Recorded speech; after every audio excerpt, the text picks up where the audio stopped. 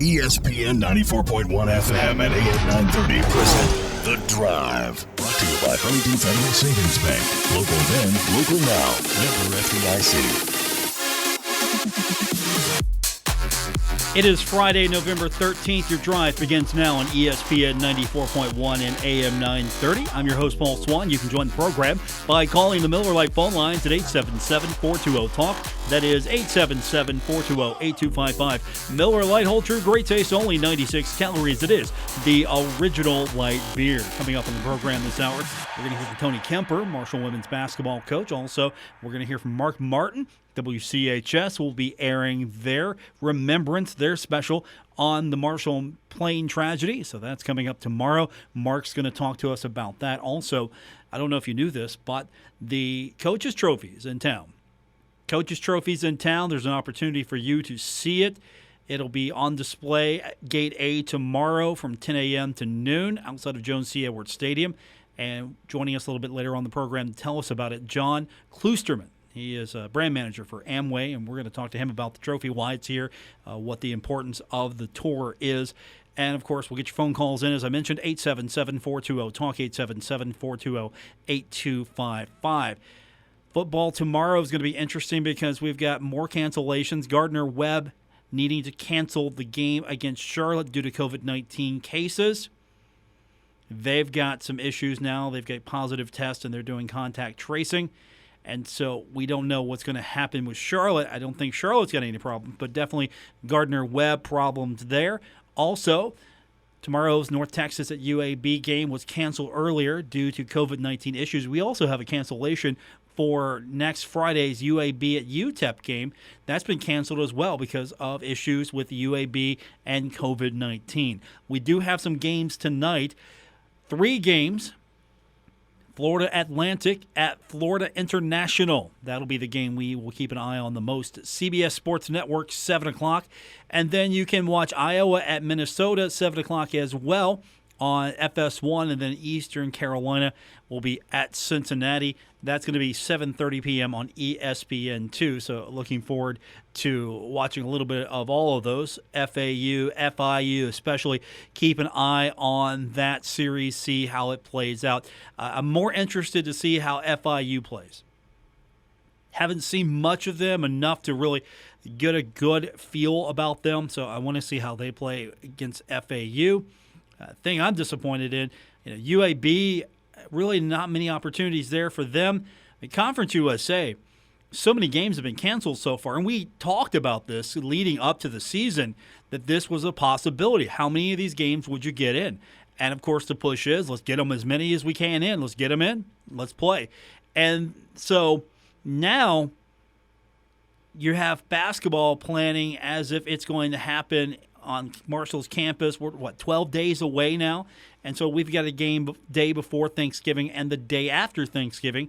We've got contest, and you saw the ticket procedure. It's going to be a lottery, so you have to get to herdzone.com and get signed up if you're a season ticket member or if you are a Big Green member. And, of course, if you're a Big Green member, usually that means you're getting your season tickets if you're a basketball fan. So one and the same just about, but you get on the website to sign up. There's more details there, herdzone.com.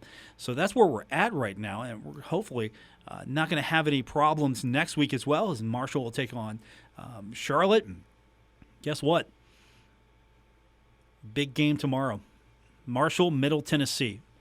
It's really 2 games in one. It's a game, of course, between Marshall and Middle Tennessee. It's also a game that takes on a different meaning. I know they're all the same. It's still the same game, but this is the 75 game, and of course, this will be a somber game until kickoff.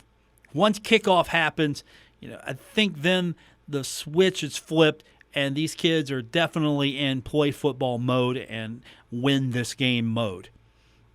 It's definitely a game in which you have to walk that line between pressure and expectation, and I'm sure there's a little bit of both. And talking to some of these players this week, there is that expectation that you don't go out and lose this game. You have to win. You must win. It's a game that there's not even entering into their mind that they are not going to win that game. So we'll have it for you tomorrow. We're going to go on the air bright and early, 9 a.m.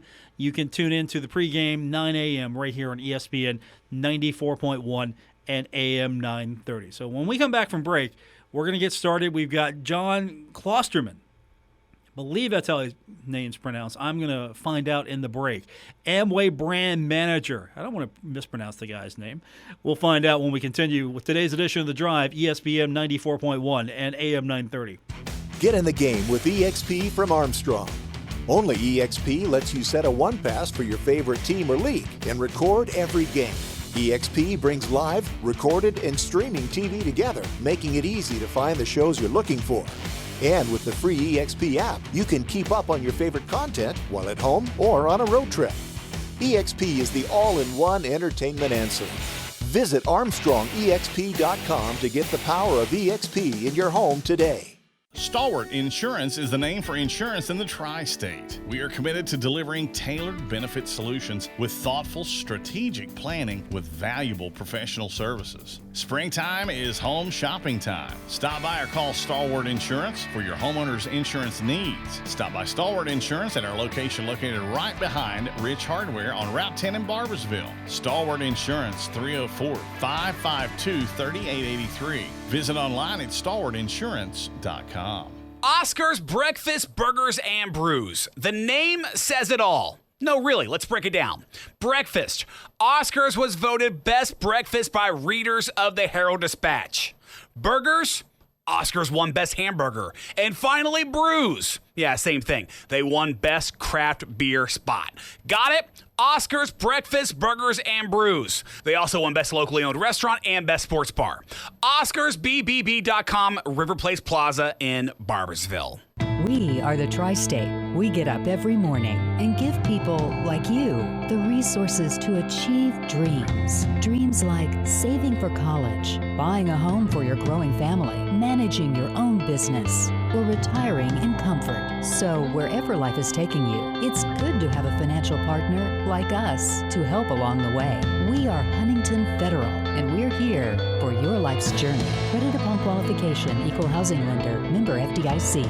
Kendra Digital Sports is proud to bring you the high school football playoff games with Cabell Midland versus John Marshall, presented by the Marshall Sports Medicine Institute, and Spring Valley versus Hurricane, presented by Freedom Gun and Pawn. This Sunday at 1:30, watch live video of Spring Valley versus Hurricane and Cabell Midland versus John Marshall. Watch live on this station's Facebook page or on our website. Spring Valley versus Hurricane, presented by Freedom Gun and Pawn, and Cabell Midland versus John Marshall, presented by Marshall Orthopedics. This Sunday at 1:30, the high school football playoffs from Kendra Digital Sports.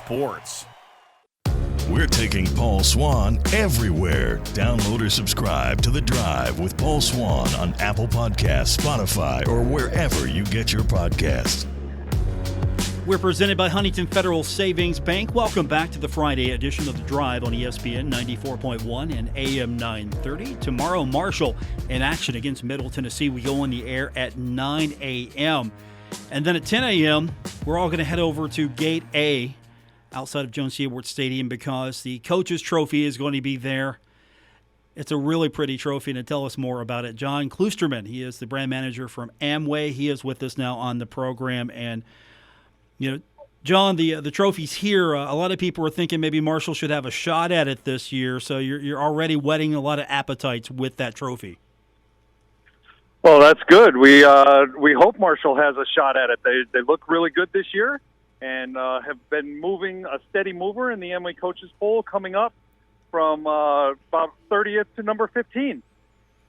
The trophy's here. It's on tour, and Amway has been a proud sponsor of the Coaches Trophy for many years, and it's a spectacular trophy. And a lot of people always ask the question, what's it made of? How much does it cost? You know all the standard questions. I'm sure you're asked so many times, and It's here now. So I know that's probably going to be a question you're going to be answering a lot tomorrow. That's right, but I can give your listeners an answer. The trophy is overall about 50 pounds. It stands 6 feet tall. The crystal football on the top, which is a separate piece, is an 8-pound Waterford crystal made in Waterford, Ireland, and roughly $35,000 to replace it. So I have to ask, In all the years, how many times has it had to be replaced? Well, that we don't name names to protect the innocent, but overall 3 times it has been dropped and shattered. And there's some great stories around it. One good story is University of Florida. In the coach's office, it sits over the top of the field, and they have their 3 coaches' trophies. And every time that they bring a recruit in, they dress them in full Florida gear, and they snatch one of the footballs off the top of the trophy and hand it to them. And there was a 5-star receiver that was being recruited pretty heavily by Florida. They dressed him up, they handed him the football, which he proceeded to drop, shattered it, and then his recruiting was dropped, because if you can't even hang on to that, how are you going to hang on to a football in a game? But the most famous story of the football being dropped is at Alabama. A picture was taken with a recruit and his father. The father turned around and hit it and knocked it off. And Nick Saban, as only Nick Saban could do, turned to the whole crowd and said, "We're going to auction off all the pieces for charity." And they made about $200,000 in donation to a charity. That sounds like a Nick Saban thing to do. I mean, that really does. Yes, it is.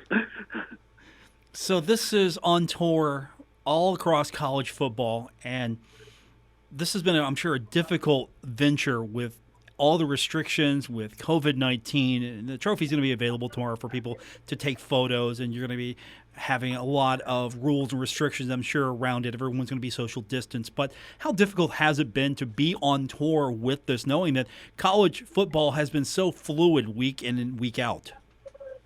Well, it has been difficult. I will say our first trophy tour stop this year, and for those who don't know, the trophy goes on tour, starts in July. It comes over from Ireland, and the tour starts the second week in August. We usually hit up different top matchups, top 5s, top 10s, or very interesting games of maybe teams that have won it before or have a big matchup or a rivalry game or something.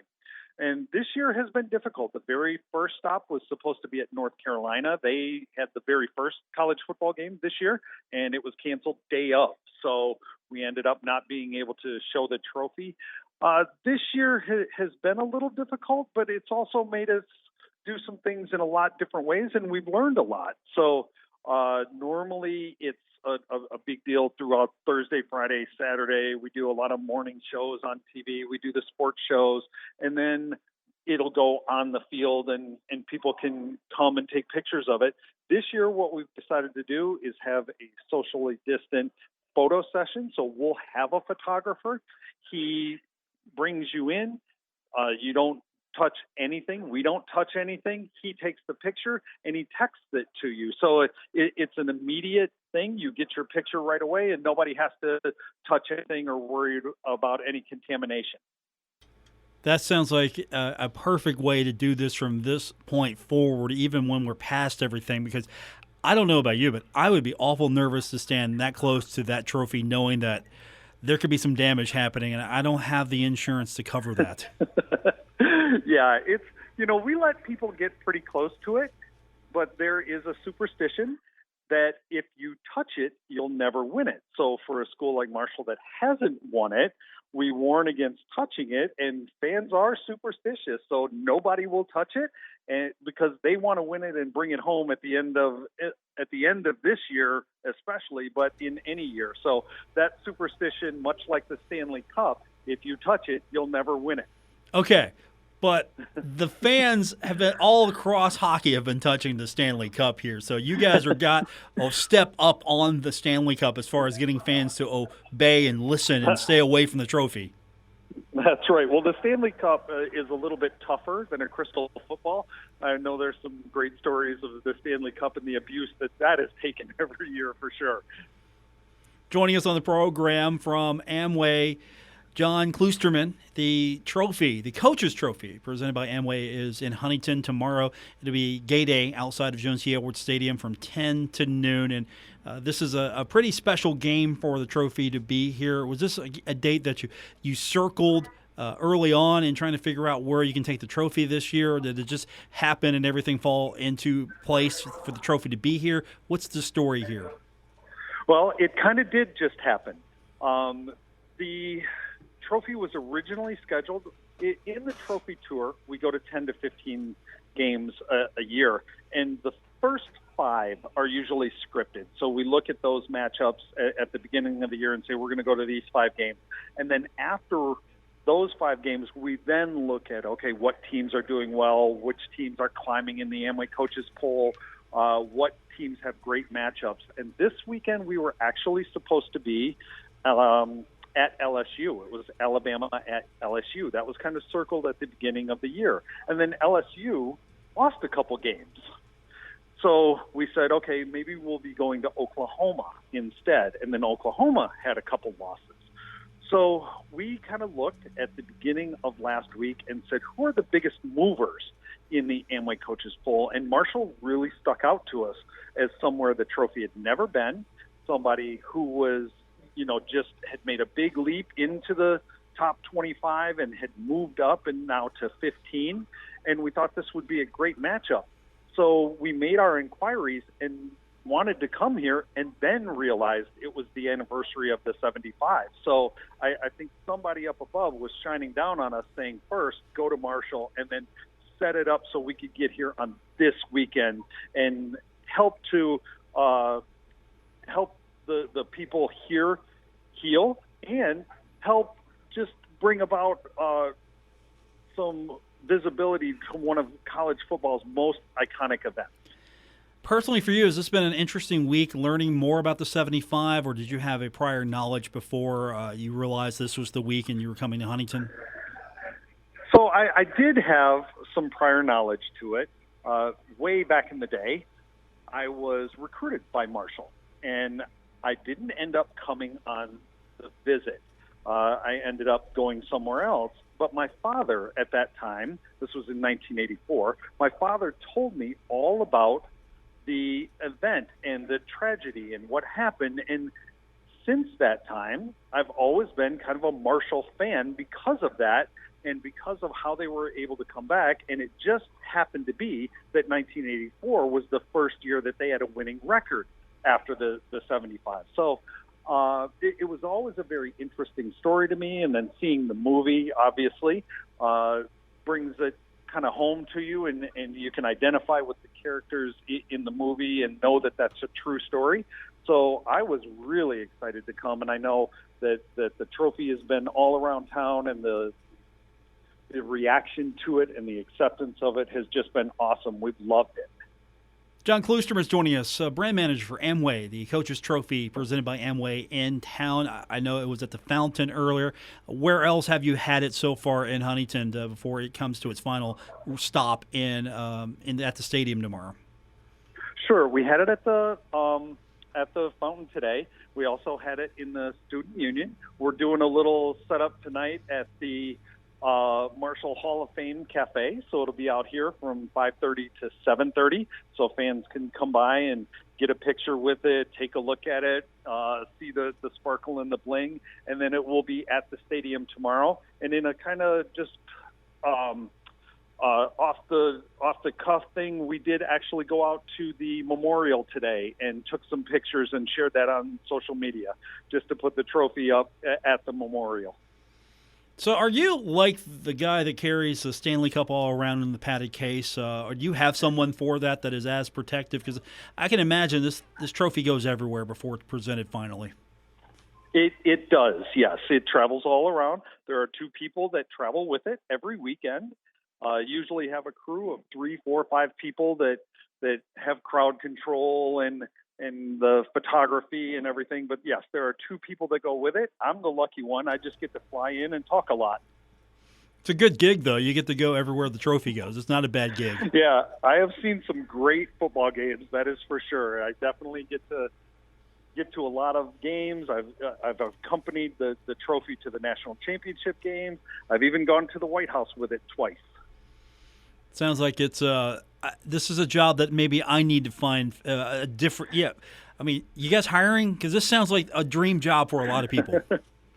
It is a dream job, definitely. It's a lot of carrying of a very heavy trophy, but other than that, you get to do a lot. And if you're a college football fan, I would think this would be something that everyone should have on their list of jobs that they want to apply for. That's for sure. Joining us from Amway, John Kloosterman. Before we let you go, John, let's again remind folks, tomorrow, 10 a.m. to 12 p.m., Gate A outside of Jones C. Edwards Stadium. What do you want to stress when people come to be a part of this tomorrow? Come, enjoy it, get a picture, share it. It will be socially distanced, so you don't have to worry about big crowds. We'll have a line set up. We'll have a photographer that'll take the picture. But really, this is all about celebrating Marshall, and we want people to come out. We want them to celebrate. Don't be afraid to walk up to us, get a picture. We'll talk about it. We'll tell stories, and we'll share a lot of little unique things about the trophy with you. John, I appreciate you talking about it. We'll see you tomorrow at Jones C. Edwards Stadium, and maybe we can get you guys to bring that up the elevator just a little bit in the press box before you guys go. I'm just absolutely, we'd love to. I'm just pointing out that might be a great place for a few photos with probably a lot of members of the media who would probably want to see that thing as well. That'd be great. If you guys can help us out with that, just talk to Jordan, and she'll make sure that happens. All right, I'll see if I can work my magic. John, thanks for joining me. I appreciate it. Look forward to seeing the trophy tomorrow. No worries. Thank you. John Kloosterman, he is the brand manager for Amway, the Coach's Trophy in Huntington. You can see it tomorrow from 10 to noon, Gate A outside of Jones C. Edwards Stadium. When we continue, we're going to hear from Tony Kemper, Marshall's women's basketball coach. The schedule comes out yesterday for the non-conference portion. Also, Marshall announcing a couple of signees today on the basketball side. We'll talk to Coach about that when we continue here on ESPN 94.1 and AM 930. The Drive with Paul Swann. Marshall Athletic Director Mike Hamrick, he knows. Paul's the best. On ESPN 94.1 FM and AM 930. It is a stated fact. Welcome back to The Drive on ESPN 94.1 and AM 930. We're presented by Huntington Federal Savings Bank, and we want to welcome to the program now the head coach of the Marshall women's basketball team, Tony Kemper. Coach, when you see Mr. Hamrick down the hallway, does he go, you know, Paul Swann, he's the best, right? Does that come out of his mouth often? I'm sure it does. It's usually the first thing we talk about. You know, that's usually the first thing he gets me with. You know, when was the last time you were on Paul's show? And, you know, lately you've had me on a lot. So we've had nothing but positive things to say, including you're the best. I like it. And, of course, that might make a liner as well. So Tony Kemper's with us. Head coach of the Marshall women's team. You've got stuff going on. You got your non-conference schedule released. You've got recruits that you're signing. I mean, it feels normal again, just about. Yeah, it's been a busy week, you know, and I guess maybe the last 2 or 3 times we've talked, I've told you we were close to releasing the schedule, and you know, that's been a labor this year to get it all done and just make sure. There's so many more things to look at on those contracts now, you know, and testing protocols and different things like that. And, you know, finally got it all put together, and it's one I'm excited about. I think, you know, we're excited to start at home, number one. And, you know, we had 2 good teams coming in here, Morgan State, Radford. You know, Radford was, I believe they won the Big South a year ago, so that's a really good mid-major team coming in. And then obviously we go to Kentucky, which, you know, they had some big news last night.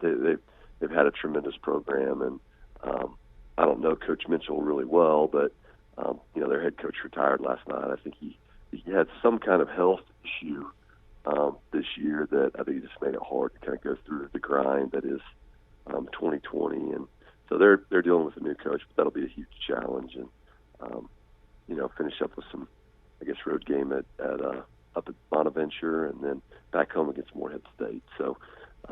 You know, I know girls are ready to play. We've been practicing for a long time, and you know, I think they see the light at the end of the tunnel now, and we're getting close.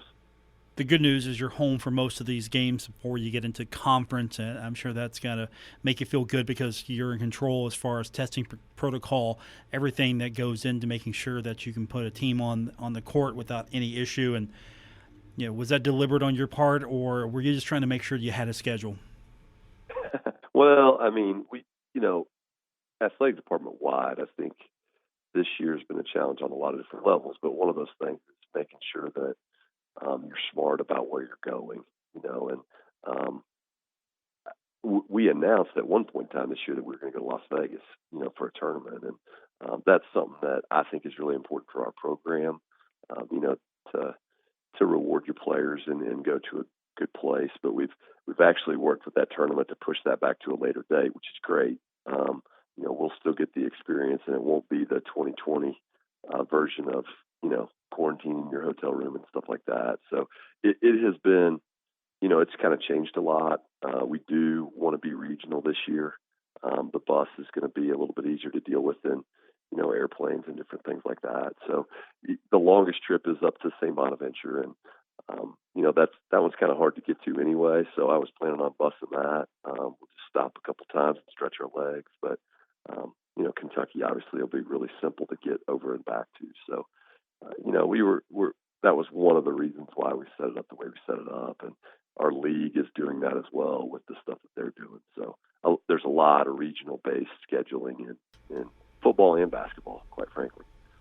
So we're kind of also getting an idea how many fans you're going to be able to have in the stadium, the arena to watch, and what are the restrictions like for you? I know 15% has been the number that was put around for capacity there. Again, challenge for anyone who wants to come to a women's basketball game, same as the men. A lot of social distancing, a lot of separation, a lot of hand sanitizer. I know that's going to be something that's a constant just in the back of your head, trying to make sure game day happens and as safe as possible.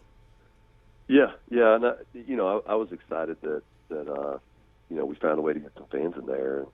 I don't know that they've released exactly everything they're doing on tickets and stuff for women's basketball, but my guess would be we'll be right around the 1,300 that they announced capacity for the men's games. And I've said this multiple times before, I know our team is really excited to play in front of 1,300 if that's what the max number is. But, we would love to have people in there watching us, and I think, it's kind of unique. I guess I'll pine for some men's fans, if come watch us play. There's limited numbers of opportunities to go see the men, but it's good basketball. We've got a lot of quality local players that maybe you've heard of and things like that, and we would love for you to step in the Henderson Center and see us go at it.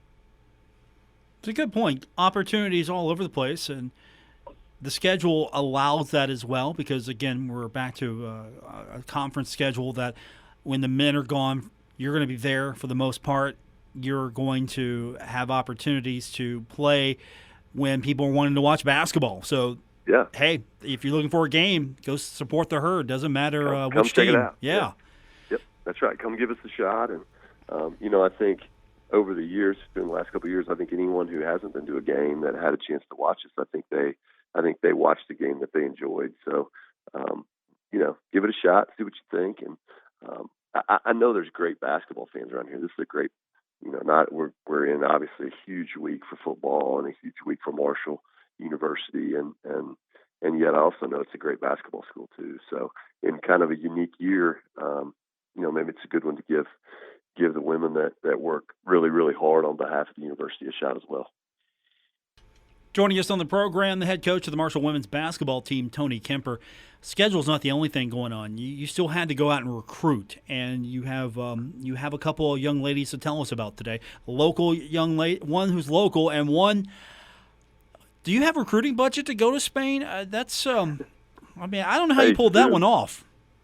Zoom costs the same no matter where you're going. So you just log on, and everybody's from the same area, and. So we've got Samantha LaFawn from she lives in Chesapeake. She can see the lights of the football stadium. She tells me that from her house, and then so she played at Ironton, but she's from Chesapeake. And then we signed Sofia Llanos from Tarragona, Spain. And what's unique about you talk about the distance difference and where they're from. The unique thing about that is both of those players have seen the same amount of Marshall by us. Samantha grew up in this area, so she's been to football games and stuff like that. But we started recruiting her after coronavirus hit. So she hasn't taken a campus tour with women's basketball staff. she hasn't seen our locker room in person, with us. And Sophia's the same thing. So in this year, that's how unique recruiting is right now. We have a young lady coming from Spain that I'm super excited about.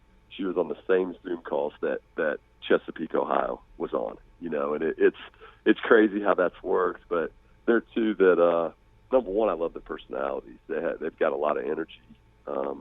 They smile a lot, and I think, anytime you're around people with that kind of energy, it's very, very helpful growing a program and developing, young women. So I think that's the first thing with them. And I think they'll both be tremendous parts of our team from the beginning, and I think they're going to work really hard to develop their skills. I think physically and athletically they're ready to compete right away, and I think their work ethic and their drive is really going to help them. Do you think the fact that everyone's on the same footing now, this has helped you in selling the program better without? Because recruiting's a war, this. It's tough out there, and everyone's trying to make a pitch. Do you feel that as a byproduct of this, that you're on the same footing as everyone else? No one can go above and beyond you unless they have a Hollywood budget behind their Zoom call, and other than that, you're on the same footing. You get to really sell the program and sell the student athlete on what the program can do for them and how they can be an important member of the team. Yeah, I think that's something that the NCAA has gotten right in this pandemic. Everybody loves to drag them through the mud, I guess, but I think that they have. Everyone in every industry has been hit with pretty tough circumstances as far as unprecedented. How do you operate? But they have made it to where different states have different rules about coming and going. Universities are that way too, and it hasn't made recruiting easy, but it is uniform, so you have to find a way to make an impact from Huntington with, over a phone or over a Zoom call, whatever it is. And, I'm lucky. I've got a young staff that is hip to all that stuff. They teach me about that, but, Coach Crawford, Coach Malinkovich, they're good at that stuff. They kind of show me the ropes and they tell me how to push the buttons and stuff like that. But we've really developed some things that I think are effective at selling, what I think makes Marshall so special, which is really Huntington and the people here. And that's really hard to do via Zoom, but I think we've been effective in getting that done. Tony Kemper joining us, Marshall women's basketball coach. The non-conference slate set for December, then conference schedule, which is fast approaching. I mean, we're almost there, Coach. We're ready. We're ready to go. I think we're ready. I think we need to get it going and kind of find the holes and figure out how we're going to solve them and get to play. And so we're excited and like I said, I'm excited to Herd fans have a chance to get in there and watch us play. And it's about basketball season. The weather's been great. It doesn't feel like basketball season yet, but I think that's probably coming. No, let's not hurry that along. Come on. It's beautiful, isn't it? Yeah, I love it where it is right now. Let's just keep it where it's at. We're good, and we can enjoy everything together. It sounds good. Sounds good to me. When are we going to get those cardboard cutouts? When's that photo shoot for that? Well, listen, we don't need them. That's the thing. I mean, we're going to have actual Paul Swann in there now. You're not taking me on the road. You're not taking me on the road, though. That's a good point. Yeah, you need the cardboard for the road. About that. Yeah, I mean, my bad. I know. Jason Corrier's cardboard takes precedence over mine. I get it. I understand. Yeah. Well, he's there in the flesh. He's there for real. So okay. We got to have that's fair. We got to get a cardboard cutout for the road. You're right.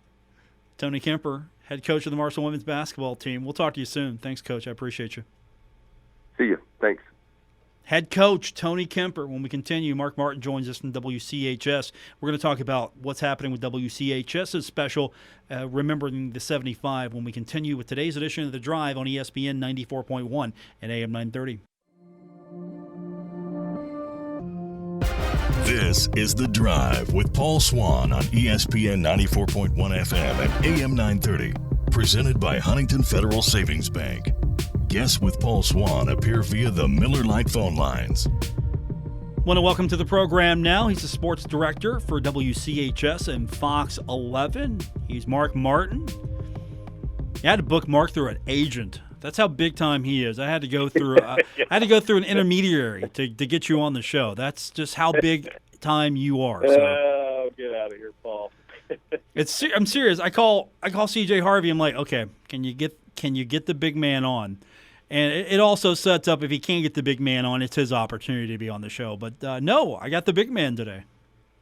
I appreciate you having me, as always. You've been pretty busy. We all been pretty busy, and football season does that to us, doesn't it? Yeah, I've aged 20 years, and you still look like the first day I met you. And you've been pretty busy, though. We've got a game tomorrow that's pretty important. You know how significant it is. You've got a special coming up tomorrow. You've got a busy day, Mark. You just want to maybe give fans sort of a preview of what they can expect tomorrow during your coverage and what WCHS is offering? Well, yes, Paul, we're going to do a half-hour special, Marshall Memorial, remembering the 75. That will air at 8:30 a.m. on Fox 11. Pretty early time, but just trying to get it in on game day, and that was a time that we had available, and so that's when it's going to be. And of course, obviously, with it being a noon kickoff, a lot of Bird fans are going to be up early anyway for many reasons. And then obviously at 9:30 we'll have our Doc Holliday show, Marshall Football Today with Doc Holliday, and then our Saturday Sports Showcase, which airs on WCHS. And so all three of those certainly are going to hit on the game with Middle Tennessee and the 75. Certainly our special at 8:30 will focus entirely on that, and we look forward to it. Without giving too much away, what can people expect when they tune in to watch that at 8:30? What Well, obviously there's so many ways you can go with these things, and I guess I just thought back to when I was young. I was almost ready to turn 10 when this occurred, and I was really, really, really starting to love football. And I lived out in the country until we moved into the big city of Ripley. And I really wasn't even aware of what Marshall was. I mean, I was a young kid, but I learned of Marshall by watching the Rick Tolley show. And I just kind of fell in love with Marshall. They had the shiny new AstroTurf and all that, and just loved football in general. And it was on Monday nights. And so that was when I, started following Marshall football. And then, of course, obviously we know what happened, soon thereafter. And there was a young man from Jackson County, where I'm from. He was from Ravenswood, the other city there in Jackson County, Alan Skeens, and he was a member of that football team that perished in the crash. And so from, a pretty young age, I knew about it. And obviously with my involvement through the years with Marshall, I mean, just have great respect for what's happened and every little layer from Jack Lingle right up until this moment with Doc Holliday and what these coaches have done and how they've handled this situation. It's just been done beautifully. And so we talked to, Mike Hamrick, who certainly has had a big role with Marshall University from a player standpoint, and certainly from a director of athletics standpoint, Red Dawson, of course, his wonderful story, and got together with Dave Walsh. And I think one thing that kind of happened along the way this season, Paul, during our high school football telecast, I always reach out to the officials and try to get as much information as I can from the lead official and his crew, and how many years they've worked, and how many championship games, playoffs, whatever. And so this particular night we were doing a game Gallipolis, and earlier in the week the lead official was Jeff Jones, and of course it was his father Ken that was hosting the Rick Tolley show. And so we're going to visit with Jeff, and also with a high school coach who had a young man pass away. And so when do a half-hour show, as Paul, it's the tough part is not putting it together. It's so much like what do you have to leave out? It's never easy, but we're grinding away, and I think we're going to be real pleased with it, and hopefully the viewers will be as well. You anticipate any chance of extending that at a future date? People like to see what's on the cutting room floor. Yeah.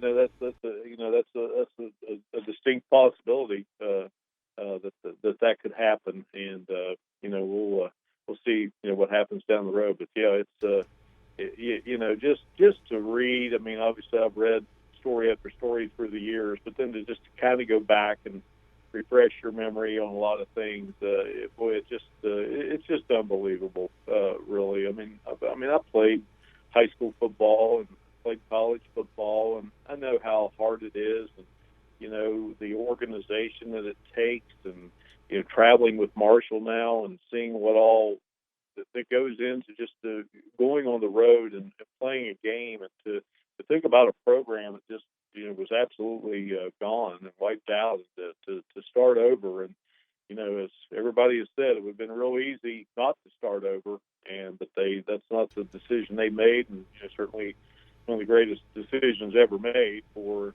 Marshall University, the community, and I think just the sports landscape in general. Mark Martin's joining us, and we've got about a minute before we got to call it a night. Mark, another piece of news came down. We found out that there won't be any winter sports for the time being. I know from your standpoint that's that's a hard blow to take. Yeah, it really is. We're into the high school football playoffs here, and we're seeing some teams have to go by the wayside before they ever get to play a game because of this COVID situation. And we're up here in Charleston, got the state volleyball tournament trying to get completed. So, so close to getting all these fall sports done. Didn't think maybe any of them would happen, so we're happy about that. But, boy, I really hated to hear that. I mean, but let's just keep our fingers crossed that the basketball coaches, the wrestling coaches, and the swimmers, and all these athletes and coaches, that when that January 11th date rolls around, that they will, in fact, get started and enjoy their seasons. Because, as Paul, this all started from a high school standpoint here in West Virginia with the closure of the girls' state basketball tournament back in March. And, boy, it's been tough sledding all the way. But right now, as I look at the Marshall season and just the seasons in general from a high school standpoint here in the area, what we've had the opportunity to enjoy thus far, if someone would have told me that's what we're going to get back in the middle of summer, I'll say, hey, I'll take that deal. So let's just keep adding to it. Marshall's getting ready to play Game 7 tomorrow, and, certainly a very, very, very special day. We'll see you tomorrow at Jones C. Edwards Stadium. We'll probably be all huddled over the laptop trying to see what the color-coded map looks like after the game. The two of us walked in together last. We did. Friday or Saturday, so we'll have to make that a tradition. Okay, I'll be at the parking garage after I get off the air, so I'll meet you over there. Okay, buddy. See you, Paul. Mark Martin, Sports Director, WCHS and Fox 11. Special comes on the air tomorrow, 8:30. And then after that, you've got the Coach's Show, and you can – is Mark gone? Is he on the phone? Okay. Skip that. 9 a.m. right here, ESPN 94.1 and AM. You can DVR it. Go ahead. DVR his. Listen to mine. As you're driving in, you're heading into the stadium tomorrow. I'll be here with you tomorrow at 9 a.m. as we get you kicked off for Marshall, Middle Tennessee. You can listen to the game right here on ESPN 94.1 and AM 930. That's going to do it for this edition. Thanks to my guest this evening, Tony Kemper, head coach of the Marshall women's basketball team. John Kloosterman from Amway talking about the championship trophy. It's going to be on display tomorrow, 10 a.m. to noon. Outside of Jones C. Edwards Stadium at Gate A, and of course Mark Martin, the sports director of Fox 11 and WCHS. Back tomorrow, 9 a.m., college football today, right here on ESPN 94.1 and AM 930.